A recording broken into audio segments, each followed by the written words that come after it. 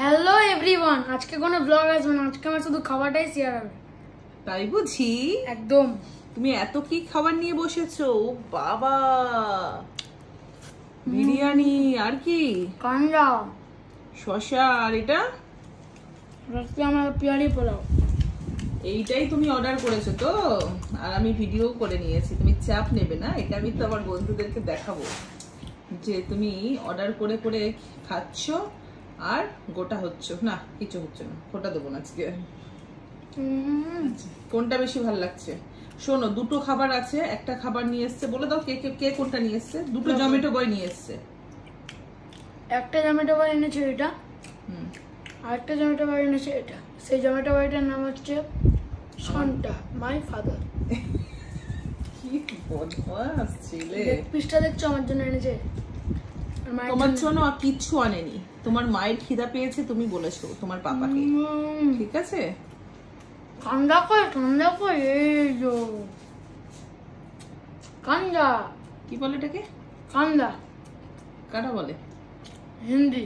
তাই? কি আছে? কান্ডা বলে? কান্ডা বলে? কান্দা। কান্ডা, আচ্ছা। কান্দা। পোলাওটা একটু খা।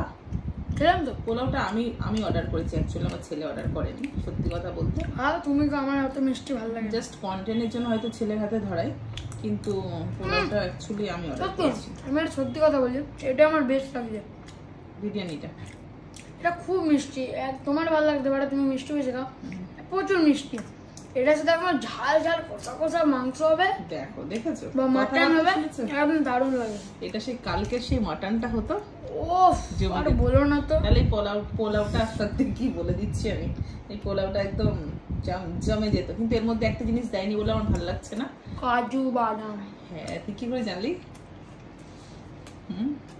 সব জানি, আমিও জানি। আর তোর পাপা যেটা নিয়ে এসেছে সেটা কেমন হয়েছে?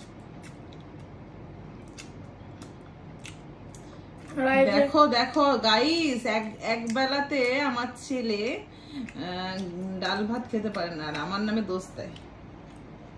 সব তোকে কি বলছিল, আমি খেতে দেবো না তোকে। এই মিথ্যা কথা বলবি না।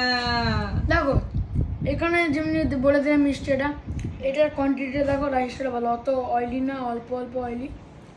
দেখো অল্প অয়েলি না, সত্যি আমাদের এখানে বাস স্ট্যান্ডের বিরিয়ানিটা, চিকেনের এটা কিন্তু 80 থেকে 90 গ্রামের মতো ছিল চিকেনটা। ওরে বাবা, চিলি চিকেন নয় এটা, বললাম চিকেনটা। চিকেনটা 80 থেকে 90 গ্রামের ছিল।